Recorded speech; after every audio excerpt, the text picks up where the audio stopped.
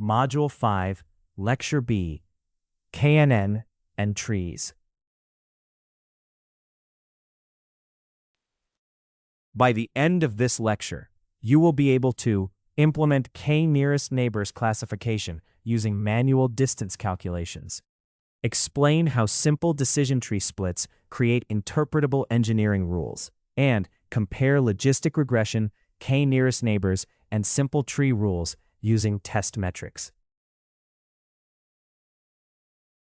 KNN, from scratch, distance calculations. K-nearest neighbors, or KNN, classifies new data by comparing it with known examples and finding the closest matches in feature space. Points that are close together are treated as similar, so their known labels help decide the label of the new point. For example, a machine's temperature and pressure can be compared with past cases to help predict whether it may fail. In KNN, distance is the central tool that turns data comparisons into a classification decision. In k-nearest neighbors, distance calculations can be distorted when features use very different scales. Large-valued features, such as income, may dominate the result, even when smaller-scale features, like blood pressure, are more relevant. The same problem occurs when engineering measurements use different units. Standardizing or normalizing features helps each one contribute more fairly to the idea of closeness. K-nearest neighbors treats each observation as a point defined by its features and uses distance to judge which points are most similar. The method works well when the features capture meaningful differences, so nearby observations tend to share the same class. If the features are noisy or poorly scaled, distance can become misleading, which is why understanding feature quality and distance calculations is essential in tasks like customer segmentation and fault detection. Python code, distance calculations. Manually checking distances helps show how k-nearest neighbors measures similarity. Feature scaling can change which points count as nearest neighbors, so it can affect the model's results. Using a tiny engineering dataset keeps the example easy to read and understand. We import 3 common Python libraries for data work: Math for basic mathematical functions and constants, NumPy for efficient numerical computing with arrays and matrices, and pandas for working with structured data such as tables and time series. We create a pandas data frame to store machine observations with columns for temperature and vibration. Each observation also has a label marking the machine condition as normal or risk. This structure makes it easy to compare machine states using the recorded features. We define a new machine reading with temperature in degrees Celsius and vibration in millimeters per second, representing the machine conditions we want to compare with existing data. We also identify temperature and vibration as the features to use when measuring distances between this new reading and the stored data points. We first confirm that the data has the expected structure, 4 rows and 2 feature columns. Then we verify that the required feature names appear in the dataset, ensuring the needed columns are correctly labeled and available for later calculations. The function finds the Euclidean distance between a row and a new point by comparing their feature values. It subtracts each matching pair of values, squares the differences, adds them together, and returns the square root of that total. The function calculates Euclidean distance between 2 points. It squares the differences between matching elements, adds them together, and takes the square root to get the straight line distance in feature space.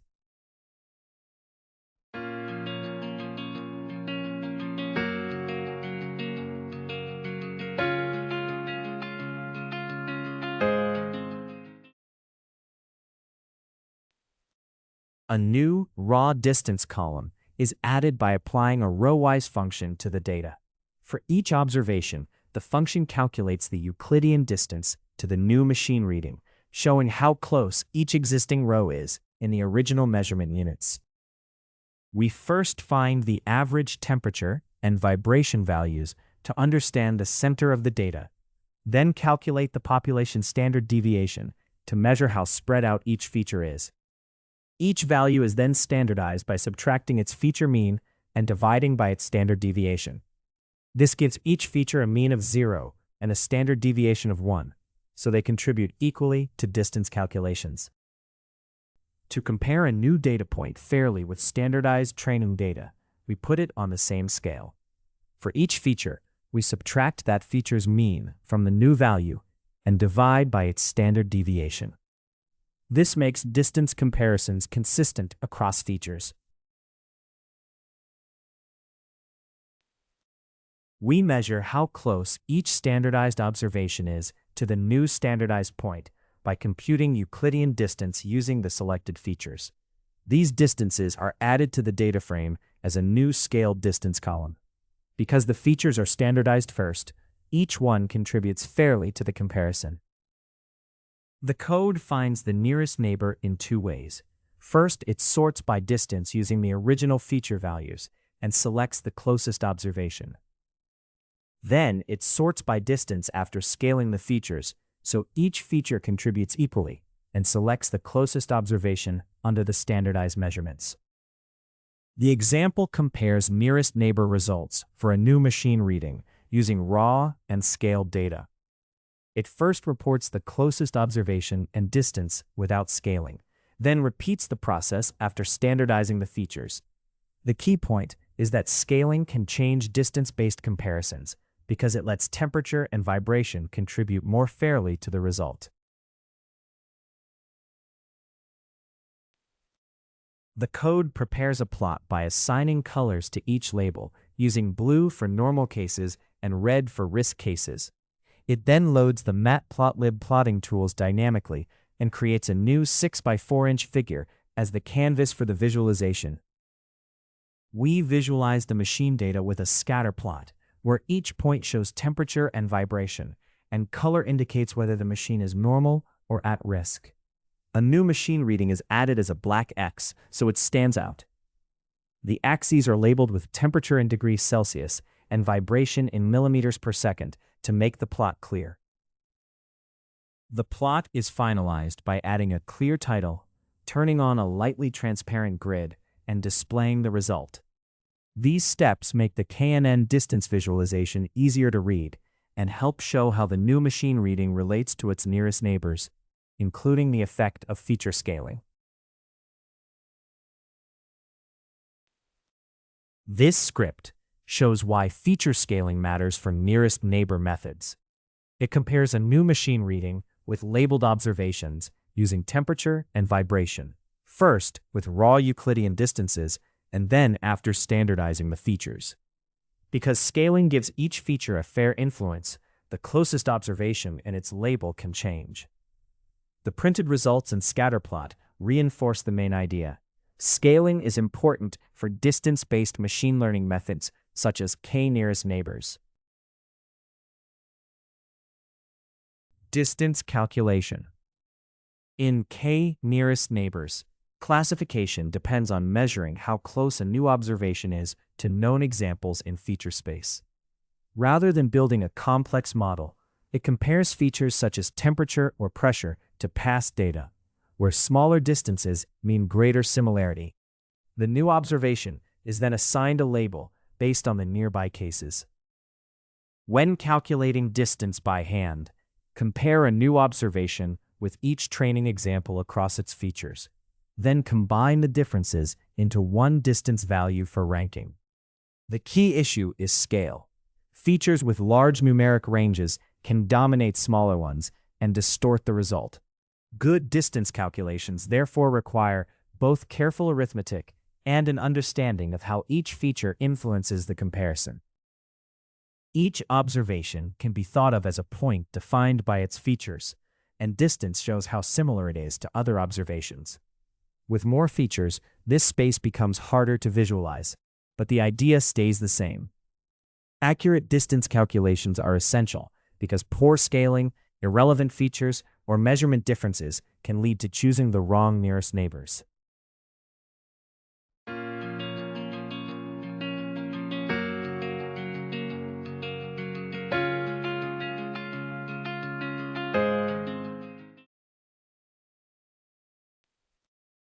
Python code, distance calculation.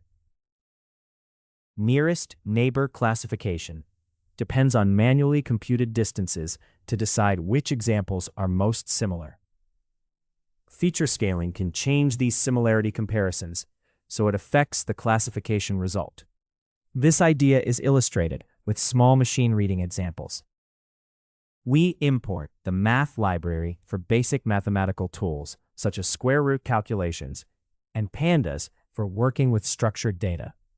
Together, these libraries prepare us to process and analyze data efficiently. The training data is a small set of labeled sensor readings where each reading includes temperature, vibration, and a status label. In this example, 2 metric readings are both labeled normal, helping keep the data consistent for analysis. 2 new machine readings are added to the training data, and both are labeled as warnings. They show high temperatures and vibration levels, giving the classifier more examples of conditions that should be treated as warning cases. We organize the labeled training readings in a pandas data frame so they are easier to compare and analyze. Then we define a new reading with temperature and vibration values, which is the data point we want to classify against the training examples. We first confirm that the dataset includes the required columns, temperature in Celsius, vibration in millimeters per second, and a label. These checks help ensure the data is complete before any distance calculations are performed. We also verify that the dataset has at least 3 rows, giving enough examples for basic comparison and classification. This function measures the Euclidean distance between a dataset row and a new data point. It compares their temperature and vibration values, squares the differences, adds them together, and takes the square root.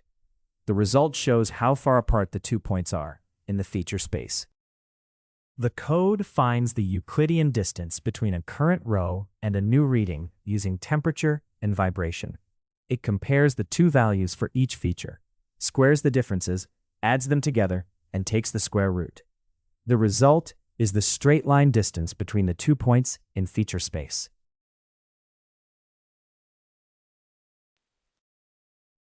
To compare a new reading with the training data, we compute its Euclidean distance from each training example. A distance column is added to the training data, and each row is processed to calculate and store that value. These distances show which training examples are closest to the new reading. The training data is sorted by distance, so the closest examples come first. Then the index is reset for easier access. With k set to 3, the classifier uses the 3 nearest neighbors to make a prediction. The predicted class is based on the majority label among those closest examples. To predict the class of a new reading, we take the labels from the closest neighbors in the sorted data. We then count which label appears most often among them. The most frequent label is chosen as the prediction, following the majority vote idea used in nearest neighbor classification. The output first shows the new reading being classified, then the labels of its nearest training examples. These nearby labels determine the predicted class by majority vote. It also introduces the closest distances, which show how near those training examples are, and help support the classification result.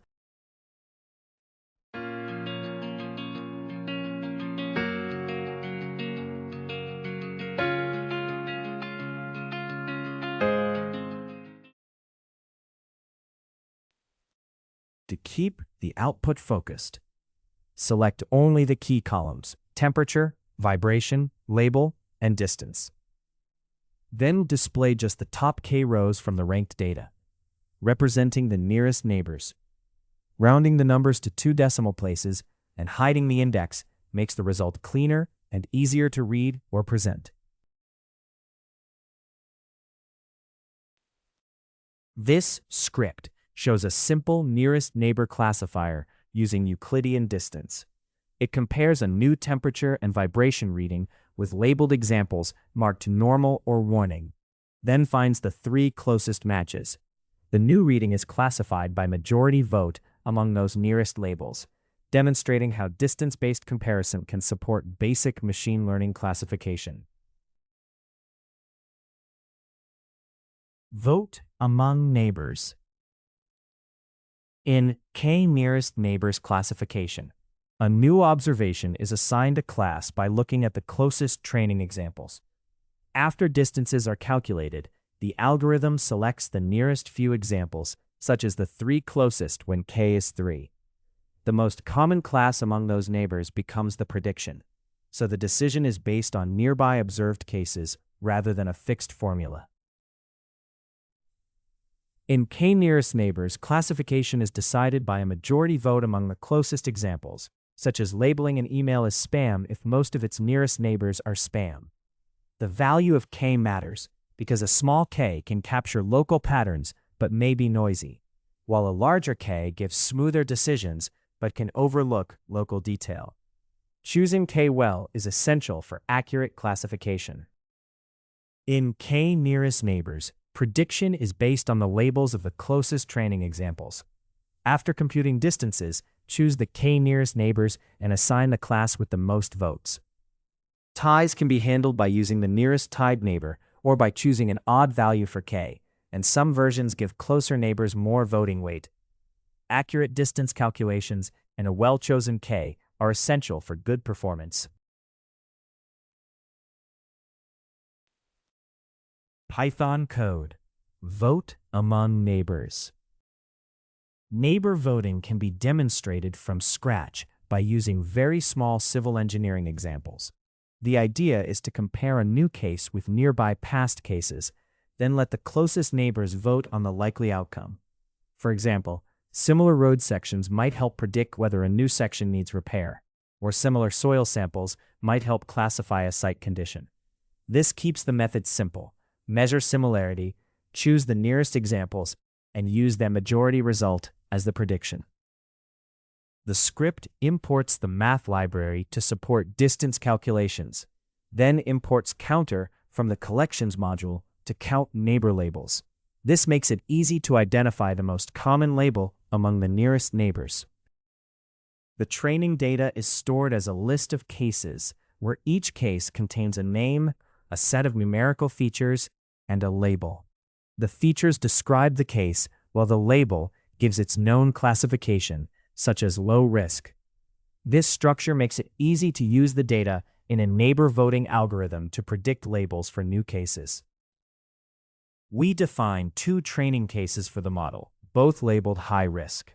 Their feature values are 8 and 3 and 7 and 4. These stored examples form a small dataset that can be compared with new data points to estimate risk based on how close they are to known high-risk cases. A new training example is added for case E. It has 2 feature values, 4.0 and 6.0, and is labeled low risk. This labeled example can later help classify new cases by comparing their features to the training data.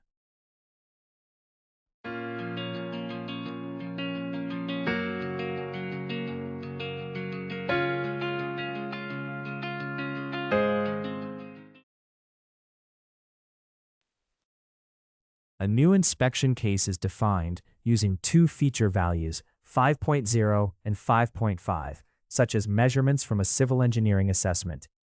The nearest neighbor count is set to 3, so the prediction will be based on the 3 closest training cases during the voting process. Before voting, the algorithm checks 2 basic conditions. There must be enough training cases for the chosen number of neighbors, and the new case must have the same number of features as the training data. These safeguards ensure that distance comparisons are valid and help prevent errors later in the process. The function calculates Euclidean distance by comparing 2 points, element by element. It squares the differences between matching values, adds those squared differences together, and takes the square root of the total.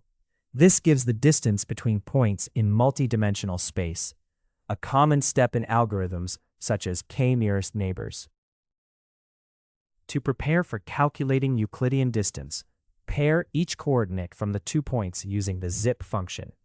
For each pair, subtract one value from the other, square the difference, and store the result for the final distance calculation. The code finds the Euclidean distance between 2 points by combining the squared differences across their dimensions and then taking the square root. This gives a measure of how far apart the points are in multi-dimensional space, which is important in machine learning methods such as k-nearest neighbors. Create an empty list to store distance results. Then compare the new case with each training case. For each comparison, calculate the Euclidean distance between their features to measure similarity. Store each distance together with the training case's name and label so the closest cases can be identified later. For each training case, we store its distance from the new case together with its name and label. Keeping this information together lets us sort the cases by distance and choose the nearest neighbors. Those neighbors are then used in the voting process to predict the new case's label. To find the nearest neighbors, we sort all training cases by their distance from the new inspection case, from smallest to largest. We then choose the top k closest cases. These nearest neighbors are used to predict the label for the new case. To classify a point, we first collect the labels from its nearest neighbors. Then we count how often each label appears, giving each label a vote total. The label with the highest count represents the most common choice among the neighbors. To classify the new case, we find the label that appears most often among its nearest neighbors. The counter class's most common method identifies the highest frequency label, and that label becomes the prediction. In other words, the model uses a majority vote from the nearest neighbors to choose the final classification.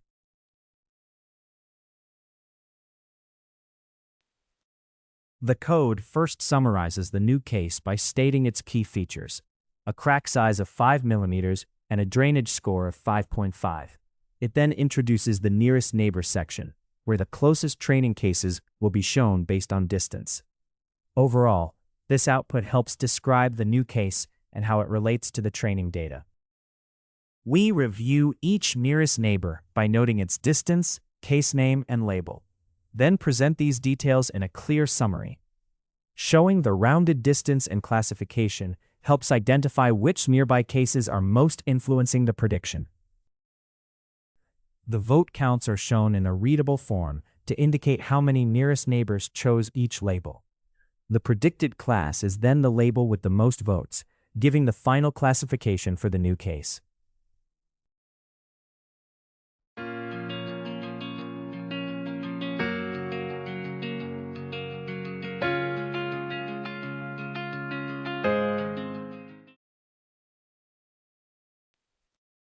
This script shows a simple k-nearest neighbors classifier for civil engineering inspection cases. It compares a new case with past cases using Euclidean distance, selects the 3 closest matches, and predicts the new case's risk level by majority vote. The output shows the new case, its nearest neighbors, the vote counts, and the final predicted class, illustrating how nearby cases in feature space can guide classification. Simple tree rules. Tree split rules. A decision tree classifies data by asking simple questions about feature values and sending each case down a branch based on the answer. Each split is an understandable rule, such as checking whether a measurement is above a threshold, so the model works like a clear diagnostic flowchart. This makes complex data easier to interpret as a sequence of logical decisions. Decision trees create split rules by choosing feature values that best separate classes, making each branch more uniform. They keep refining these splits within groups, which helps reveal interactions between factors, such as when a combination of conditions signals higher failure risk. Because the decisions are organized as clear branches, the classification process is easier to interpret than models that combine all features at once. Tree split rules make model decisions easier to discuss because they translate data patterns into simple conditions tied to domain knowledge. But some splits may only reflect the training data, so simpler trees with fewer rules are usually easier to interpret and validate. In practice, teams can use these rules to classify machines from sensor readings, while unexpected rules should be checked carefully.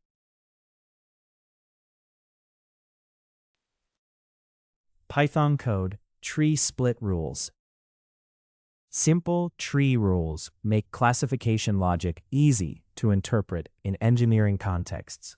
Using a tiny dataset keeps the example transparent, while manual splits show how readable decision rules are formed. We import pandas to create and manage data structures for analysis, such as data frames. We also import Matplotlib's plotting tools to visualize the data and show elements like scatter plots, lines, and decision boundaries. We create a small pandas dataset as a simple example for classification. It includes surface roughness, curing time, and a failure indicator showing whether each part failed or not. This gives a clear, compact setup for exploring how classification logic works.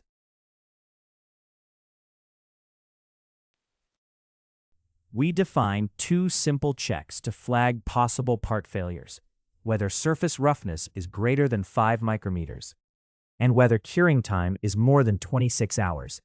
Each check produces a true or false result for every dataset entry, helping identify parts that meet these risk conditions.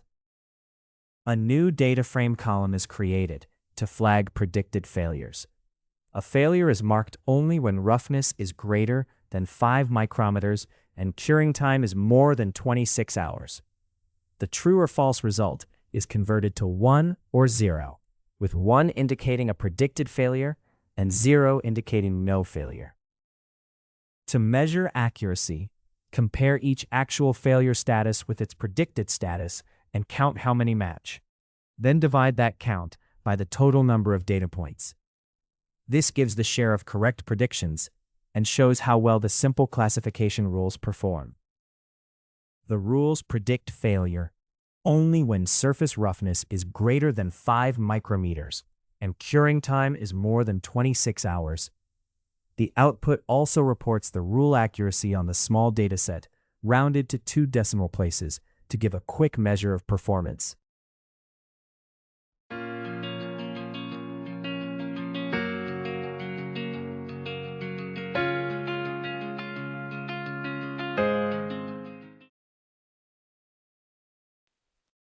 A color map is created from the failure status in the data to make inspection results easier to visualize.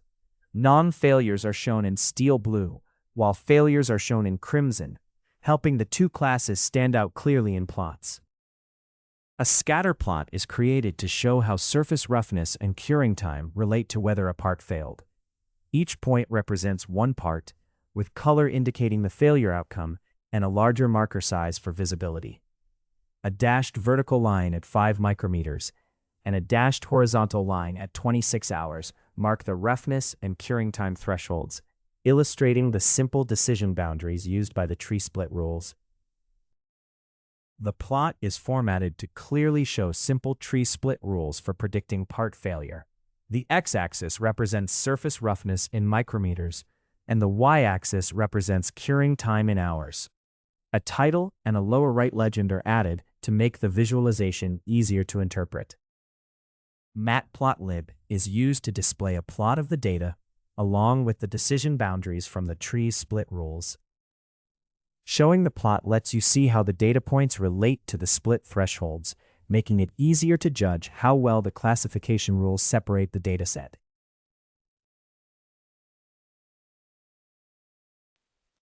This script shows a simple decision tree-style classifier for part inspection data.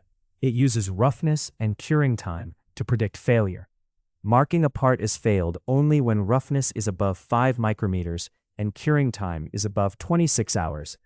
The predictions are compared with the actual results to calculate accuracy. The data is also plotted with decision boundaries, so the classification rule can be seen visually. Interpretable split rules.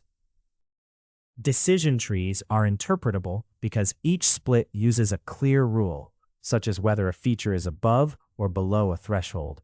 Rather than only returning a class or probability, the tree shows the sequence of checks that led to the decision. This makes it easier to see how patterns in training data become practical rules for classification or engineering tasks. A decision tree split is easiest to explain when it uses familiar features, such as pressure or speed, and a clear threshold. These thresholds often separate normal cases from potentially concerning ones, like flagging a bridge when crack width and traffic load are high. However, such rules describe patterns in the data, not proven causes, so they should be presented as data-driven boundaries rather than absolute truths. Interpretable split rules help decision-makers, such as plant managers and engineers, understand a model's reasoning step by step. In energy management, a simple decision tree might link peak demand to hot weather and recent electricity use, supporting actions like pre-cooling. These rules can oversimplify complex or rare situations, but they provide a clear starting point for expert review and practical refinement.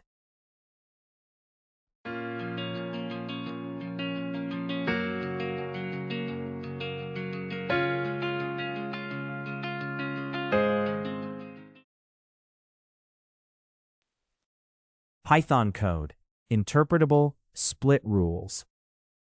Simple tree rules can guide engineering decisions by turning each split into clear, plain language. Using a very small dataset keeps the example easy to understand and transparent. We import NumPy to work efficiently with numerical data using arrays and mathematical operations. We also import Matplotlib's plotting tools so we can create visualizations, such as data plots and decision boundaries, in a clear way. Bridge inspection data is stored in NumPy arrays for later decision-making. The measurements include crack widths in millimeters, traffic loads in kips, and a priority indicator where 0 means low priority and 1 means high priority.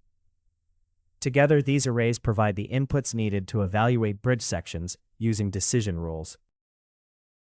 A simple decision rule uses two thresholds to prioritize bridge inspections: crack width above 1.25 millimeters and traffic load above 28 kips. Cracks or loads beyond these levels are treated as significant conditions that may require closer attention.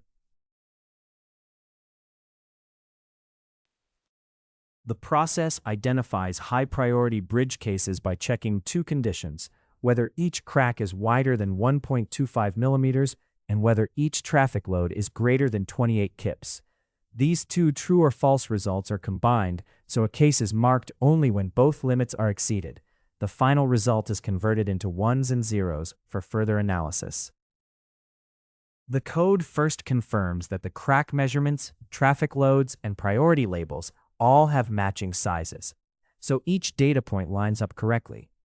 It then checks that the predicted outcomes match the priority labels in size, ensuring the predictions can be compared with the actual labels for a valid accuracy calculation. Prediction accuracy is measured by averaging how often the predicted priorities match the actual priorities. The rule is simple. A case is high priority when the crack width is greater than 1.25 millimeters and the traffic load is greater than 28 kips. This creates an easy-to-apply condition for identifying high-priority engineering cases.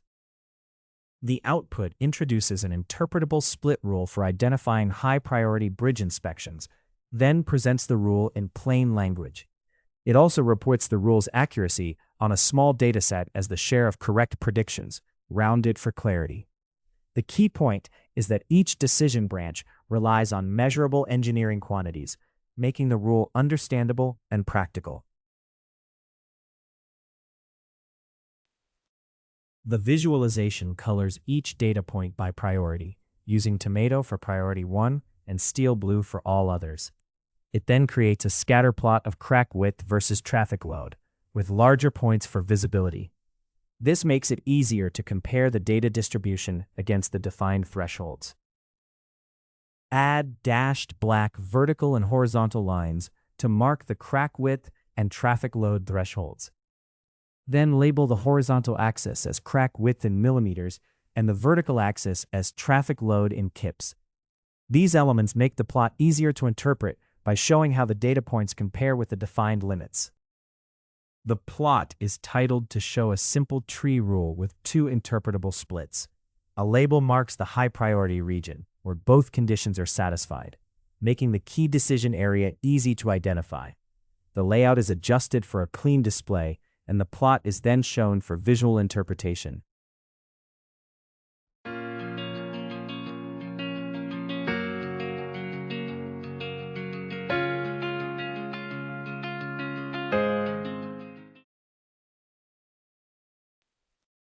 This script uses simple interpretable rules to prioritize bridge maintenance from inspection data. A bridge section is marked high priority when crack width is greater than 1.25 millimeters and traffic load is above 28 kips.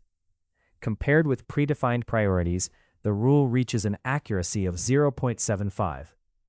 A scatter plot with threshold lines shows the decision region, illustrating how measurable conditions can support clear engineering decisions. Readable engineering rules.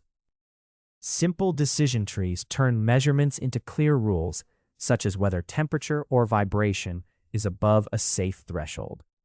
These rules read like practical operating guidance, so engineers and decision makers can easily understand and communicate them. For example, high vibration combined with high temperature can signal a machine at risk of failure, making the tree more interpretable than a model that only reports probabilities. A readable engineering rule should be easy to review while still giving clear guidance. It should use meaningful quantities such as pressure, speed, surface roughness, cooling time, appointment delays, or missed visits, rather than abstract features. Good rules connect data patterns to decisions people can understand, such as identifying a process problem or flagging someone for follow-up. Tree rules make models easier to validate because they show a clear chain of conditions behind each prediction. Experts can review whether the logic is reasonable and whether it could lead to unfair or harmful decisions. Although tree rules can overfit and are not always perfect, their transparency makes them easier to audit than more complex models. In applied analytics, this clarity helps ensure that model-driven actions are defensible, not just accurate. Python code. Readable engineering rules. Simple tree rules can help guide engineering decisions by turning measurements into clear threshold-based conditions. This example uses a small inspection dataset to show the basic idea. The script starts by importing NumPy and pandas. NumPy supports numerical work, though it is not used directly here, while pandas provides the tools for creating and managing the data frame of inspection records. Together, these libraries set up the basic data processing environment for the script. We create a small pandas dataset to represent civil inspection records. It includes crack size in millimeters, deflection in inches, and a repair indicator showing whether repair is needed. This simple structure provides inspection data that can be used for later analysis.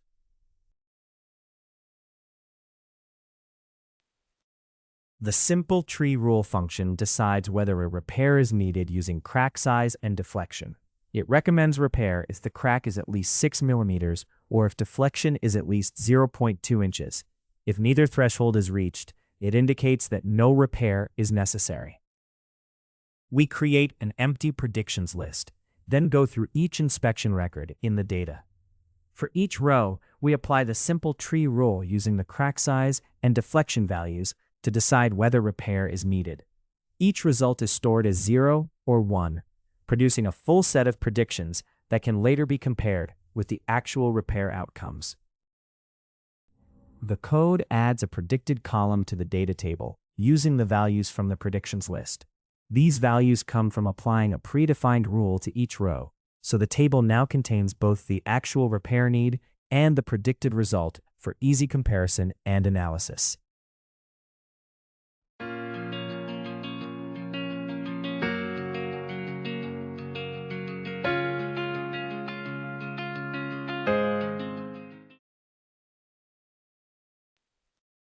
The code measures prediction accuracy by comparing each predicted repair result with the actual repair need. It counts the matches, divides that count by the total number of inspection records, and uses the result to show how well the rule predicts repairs. To evaluate the prediction model, we count 4 outcomes: true positives, true negatives, false positives, and false negatives. True positives and true negatives are correct predictions, where the model matches whether repair is needed or not. False positives occur when the model predicts repair, but none is actually needed, while false negatives occur when repair is needed, but the model misses it.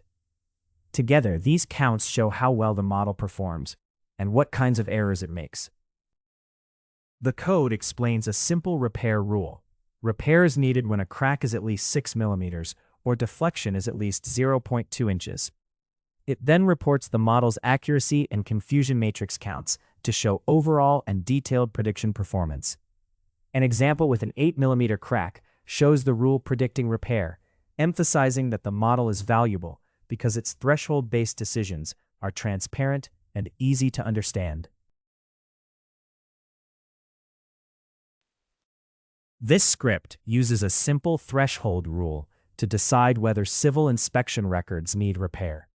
A repair is predicted when the crack size is at least 6 mm or the deflection is at least 0.2 inches. The predictions are compared with actual repair needs to calculate accuracy, and a confusion matrix summarizes correct and incorrect results. Overall, the output gives an interpretable view of how well the rule-based inspection decision works. Classifier comparison, model metrics. When comparing models such as logistic regression, k-nearest neighbors, and simple tree rules, we need metrics that show how well they work on new data. Accuracy is useful, but it can hide problems when one class is much more common than another. For example, a model may look accurate by predicting most parts as acceptable while failing to find defects. Using multiple metrics helps reveal the kinds and costs of mistakes and checks performance across the important classes. Precision and recall help explain a classifier's mistakes. Precision shows how many predicted positives are actually correct, while recall shows how many real positives the model finds.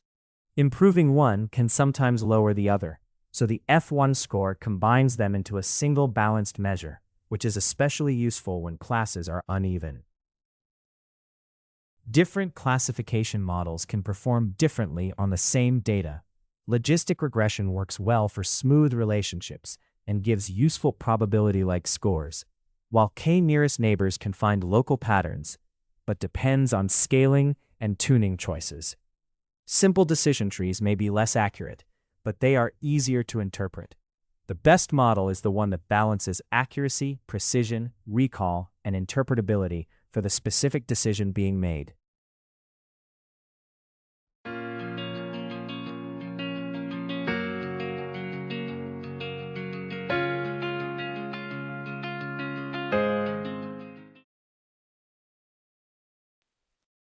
Python code, model metrics. Compare classifiers using the same test metrics so their performance can be judged fairly. The examples use compact synthetic civil measurements, and built-in Python keeps the calculations clear and transparent. The script imports the math and random libraries. Math supports later calculations such as exponentials and distances, while random generates reproducibly random values by using a fixed seed of 7. This makes the program produce the same random results each time, which helps with testing and debugging. The code sets a fixed random seed of 7, so later random operations give the same results every time. This supports reproducibility, making results easier to verify and debug. We create a small dataset where each item has 2 measurement features and a class label of 0 or 1. Its compact size makes it easy to inspect and useful for testing and comparing classifiers later. The snippet defines data points with 2 measured features and a class label. The shown entries all have label 1, so they belong to the same class. This dataset is used to train and test classifiers and evaluate how well they separate classes based on the two features. The snippet adds several more data points to the dataset, where each point has two feature values and a class label. The labels mark examples as either positive or negative, and these entries help form the data used to train and test the models. The dataset is split into training and testing parts. The first 8 examples are used to train the models, while the remaining examples are kept for evaluation. This lets the models be tested on unseen data, giving a more reliable measure of their predictive performance. To prepare the training data, we compute the average value of each feature to center the data. We also find each feature's spread by comparing its highest and lowest values. These values help scale the features so they are more comparable for later analysis. Before scaling features, each spread value is checked to make sure it is not 0.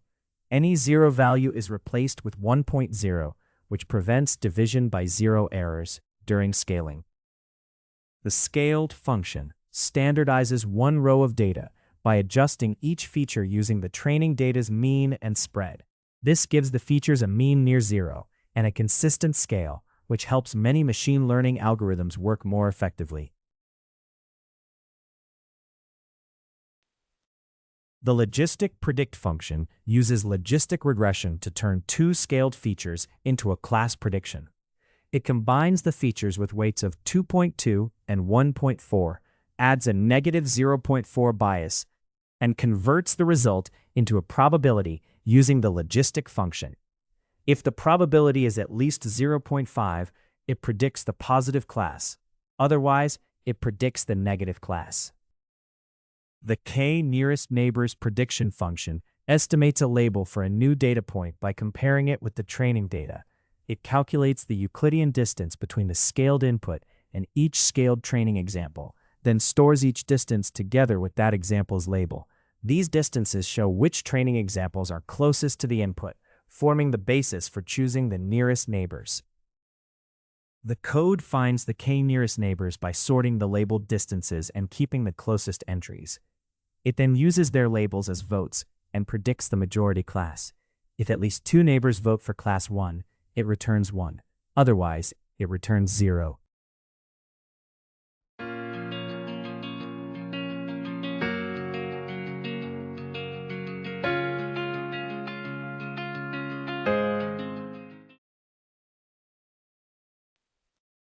The tree predict function uses a simple threshold rule to classify a data row. It predicts a defect when the crack size is at least 4 millimeters and the load is at least 27 kips. Otherwise, it predicts no defect. This makes the model easy to interpret as a basic engineering decision rule. The metrics function evaluates a prediction model by comparing each predicted label with the true label in the test data. It then counts true positives, where both labels are 1, and true negatives, where both labels are 0. These counts show how well the model correctly identifies positive and negative cases. To evaluate the model, count false positives as cases predicted positive when the true label is negative, and false negatives as cases predicted negative when the true label is positive. Accuracy measures the share of all predictions that are correct, using both true positives and true negatives. Precision measures how many predicted positives were actually correct, and it is set to 0 when there are no predicted positives to avoid dividing by 0. Recall measures how many actual positive cases the model correctly identifies, using true positives compared with missed positives. The F1 score combines precision and recall into one balanced measure, and both recall and F1 are set to 0 when their calculations would otherwise divide by 0. Together, accuracy, precision, recall, and F1 score give a broader view of model performance. A models dictionary is created to connect each predictive model name with its prediction function. It includes logistic regression, k-nearest neighbors, and a simple tree-based rule using feature thresholds. This makes it easy to look through the models and compare their performance on the same test data. The code prints a clear header for key model evaluation metrics, then loops through each model and its prediction function. For each one, it calculates accuracy, precision, recall, and F1 score on the test data. It then prints the model name and formatted results, making the models easy to compare. The print statement explains the tree model's decision rule in simple terms. It classifies a case as defective when the crack size is at least 4 millimeters and the load is at least 27 kips. This makes the model's threshold-based logic easy to understand. This script compares logistic regression, k-nearest neighbors, and a simple decision tree on a small synthetic dataset. It splits the data into training and test sets, standardizes the features using the training data, and evaluates each model on the test set. Performance is reported with accuracy, precision, recall, and F1 score, and the decision tree's simple threshold rule is stated for clarity. Decision tree metrics. Decision trees are evaluated on a test set like other classifiers, but their predictions are easier to interpret because they follow visible rules. Accuracy alone can be misleading, especially when one class is much more common than another. Metrics such as precision, recall, specificity, and the confusion matrix reveal what kinds of errors the tree makes. This helps ensure that a clear model is also reliable, not just easy to explain. When evaluating a decision tree, consider how its complexity affects performance on new data. A very simple tree may miss important patterns, while a deeper tree may overfit the training data. Test metrics help reveal whether the tree generalizes well. Strong training results but weak test results suggest overfitting, while consistently low results may mean the tree is too simple. In practical settings, the splits should be meaningful and the test performance should remain reliable on unseen cases. Decision trees, logistic regression, and k-nearest neighbors make different kinds of errors because they model data differently.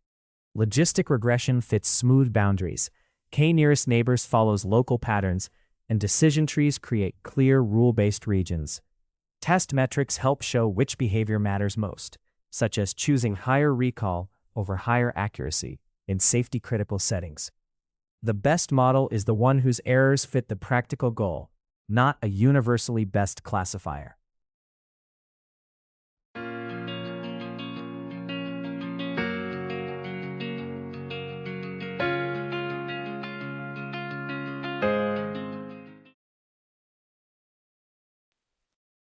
Python code, decision tree metrics. This section compares classifiers on small engineering data, focusing on how decision tree metrics can reveal practical mistakes. It also emphasizes using built-in code rather than relying on machine learning libraries. The script starts by importing 3 key libraries: math for mathematical functions, random for generating and controlling randomness, and NumPy for efficient numerical computing with arrays and mathematical operations. To make random results repeatable, set the random seed before running the code. Using the same seed for both the standard random library and NumPy ensures they generate the same sequences each time. This consistency is important for debugging and comparing results across runs. We create a small simulated bridge inspection dataset with 80 samples. Each sample includes 2 features: bridge age, randomly chosen from 5 to 80 years, and crack size, randomly chosen from 0 to 1.2 inches. These features will be used later to assess risk. Random noise is added to simulate real-world variation in the data. Each data point then receives a risk score based on a weighted combination of age and crack size with the noise included. If the score is above 4.6, the point is labeled high risk, otherwise it is labeled low risk. This threshold reflects engineering judgment and keeps the risk assessment easy to interpret. The age and crack measurements are combined into a feature matrix, while the risk values are kept separately as the target. The data points are then randomly shuffled and split into training and testing sets, with 56 used for training and the rest for testing. This ensures the model learns from one subset and is evaluated on another, supporting better generalization. To standardize the data, we find the average and standard deviation of each feature in the training set. A tiny value is added to the standard deviation to avoid division by zero. Then each feature is adjusted by subtracting its average and dividing by its standard deviation, giving features a mean of 0 and a standard deviation of 1. This helps many machine learning algorithms work more effectively. The logistic regression model is initialized with 2 weights set to 0, matching the 2 input features, and a bias term also set to 0. This gives the model a neutral starting point before training. A learning rate of 0.25 is then chosen to control how large each gradient descent update will be. The logistic regression model is trained over 500 iterations. In each pass, it combines the standardized features with the current weights and bias, converts the result into predicted probabilities, and compares those predictions with the true labels. The weights and bias are then adjusted using the learning rate and the average error, gradually reducing prediction error. Logistic regression first turns the weighted combination of standardized features and the bias into a probability between 0 and 1 using the logistic function. It then converts that probability into a class label with a threshold of 0.5. Probabilities of 0.5 or higher are predicted as the positive class, while lower probabilities are predicted as the negative class.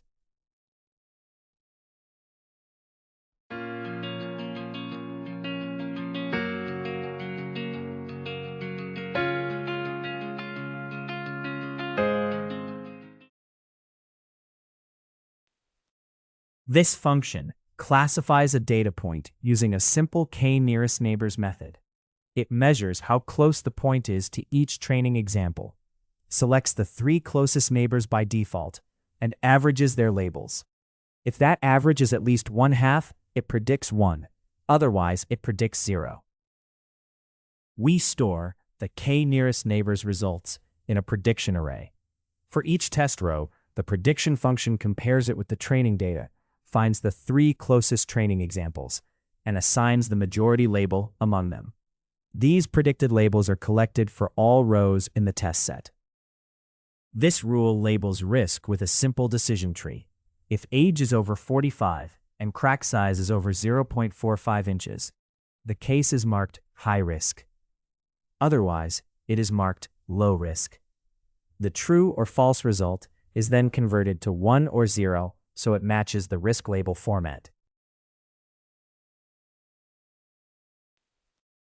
This function evaluates binary classification results by counting true positives, true negatives, false positives, and false negatives.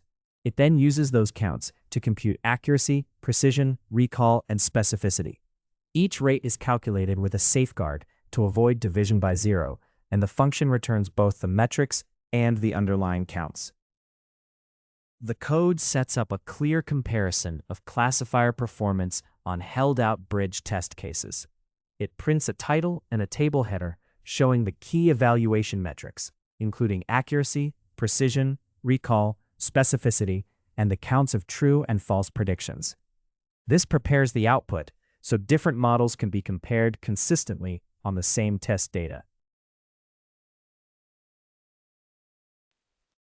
The process compares several classification models by looping through each model's predictions and calculating key performance metrics against the test labels. These metrics include accuracy, precision, recall, specificity, and the counts of correct and incorrect classifications. The results are printed in a consistent format so the models can be quickly compared on the test data. The decision tree gives a simple rule for identifying high-risk bridges.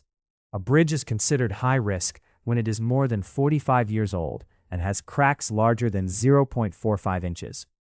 This makes the risk assessment easy for engineers to interpret and apply.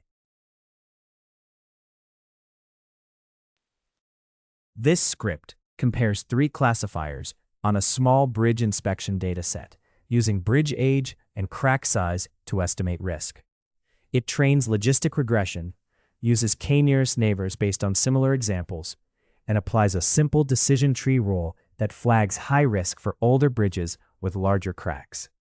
After splitting and standardizing the data, it evaluates each model with accuracy, precision, recall, and specificity. The results show how the models perform on the test set, with the decision tree standing out for its simplicity and interpretability. Interpreting test metrics. A model's training score does not guarantee it will perform well on new data.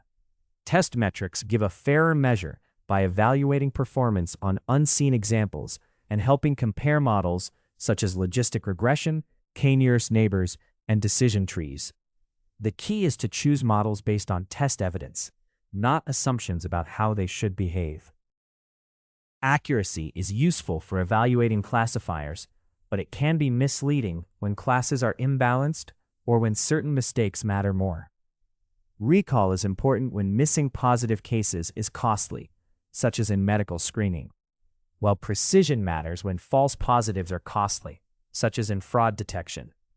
Models like logistic regression, k-nearest neighbors, and decision trees can make different trade-offs, so the best choice depends on which errors are most acceptable for the task. When choosing a classifier, accuracy is only one factor. A slightly less accurate model may be better if it is easier to interpret, more consistent, and practical to deploy. Logistic regression can provide clear risk indicators, while a simple decision tree can offer rules technicians can use. The best model is the one that fits the task by balancing performance, error patterns, interpretability, and real-world use.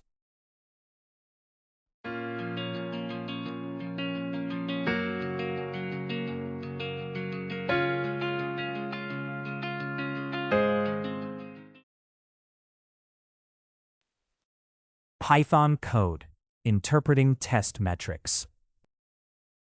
Compare classifiers using metrics from a held-out test set. In civil engineering, focus on errors that are easy to interpret and use built-in Python tools to keep the calculations transparent. The script imports math tools for calculations needed in logistic regression, such as exponential values. It also imports random tools to control randomness with a fixed seed, helping ensure the same results each time data is generated or shuffled during training and testing. The script sets the random seed to 7, so later random operations give the same results each time it runs. This makes the code reproducible, which helps with debugging and comparing results consistently. A small, manually defined dataset is created to represent component inspection records. Each record includes vibration level, temperature, and a binary failure indicator.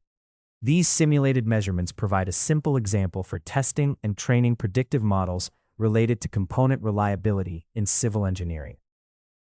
The dataset is divided into training and testing parts. The first 8 records are used to train the model, while the remaining records are kept for testing. This lets us check how well the model performs on data it has not seen before. The code checks that the data split is large enough to be useful, requiring at least 4 training records and 2 testing records.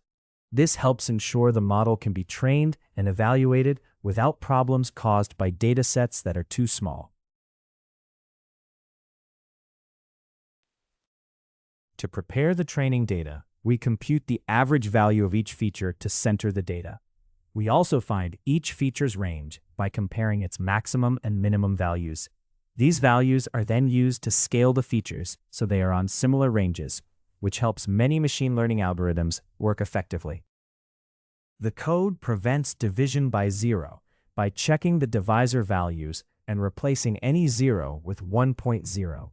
This keeps later calculations valid and avoids runtime errors. The scaled features function standardizes one row of data using statistics from the training set. For each feature, it subtracts the training mean and divides by the training spread, putting features on a consistent scale. This helps many machine learning algorithms work more effectively. To manually train a logistic regression model, we begin with weights set to 0 for the two features and a bias set to 0 as the intercept. A learning rate of 0.8 determines how strongly the model updates these values during training. This initialization sets up the model for iterative parameter refinement. The model trains over 120 epochs, repeatedly passing through each row of the training data. For each example, it scales the features, uses the current weights and bias to predict a positive class probability with the logistic function, and compares that prediction with the true label. The resulting error is used to adjust the weights and bias through the learning rate. Logistic regression makes a prediction by first scaling the input features using the training data statistics. It then combines the scaled features with the model weights and bias and passes the result through the logistic function to produce a probability. If the probability is at least 0.5, the model predicts 1. Otherwise, it predicts 0.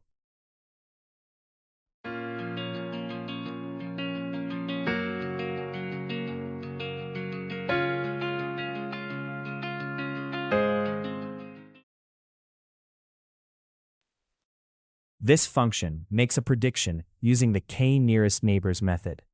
It scales the input and training features, measures the Euclidean distance from the input to each training item, and selects the k-closest labels. It then uses a majority vote. If at least half of the nearest labels are positive, it returns 1. Otherwise, it returns 0. This failure prediction function uses a simple threshold rule based on vibration and temperature. It predicts failure when vibration is at least 2 and temperature is at least 55. Otherwise, it predicts no failure. Because the rule is based on fixed limits, it is easy to understand and apply. The metrics function evaluates a prediction model by comparing each predicted value with its actual value. It counts true positives, true negatives, false positives, and false negatives, then uses those counts to calculate accuracy, precision, and recall. Accuracy measures overall correct predictions, while precision and recall focus on positive predictions, with safeguards to avoid division by 0. A model's dictionary is used to compare several prediction methods on the same test data. Each entry pairs a model name, such as logistic regression, k-nearest neighbors, or a simple tree rule, with the function that makes its predictions. This makes it easy to loop through the models and compare their performance consistently. The code first prints a message explaining that the test set is used to predict component failure from vibration and temperature data. It then prints column labels for comparing models by accuracy, precision, and recall, setting up a clear summary of each model's performance. The code evaluates each model by running its prediction function on the same test data and calculating accuracy, precision, and recall. It then prints the results in a consistent, rounded format, making it easy to compare model performance side by side. The final print statement emphasizes that model evaluation metrics should match the real cost of different errors. In applications like predicting component failure in civil engineering, false positives and false negatives can have very different consequences. Choosing metrics with these costs in mind leads to better, more practical decisions. This script compares 3 ways to predict component failure from vibration and temperature data: logistic regression, k-nearest neighbors, and a simple threshold rule. It trains and tests the models on standardized data, then evaluates them using accuracy, precision, and recall. The results help show which approach may be best depending on how costly different prediction errors are in the application.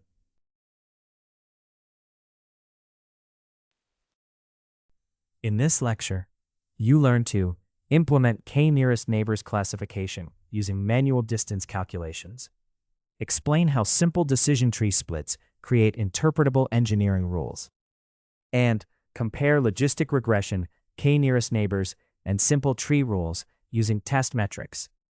In the next module, Module 6, we will go over none. Thank you for your attention. See you all in the next lecture.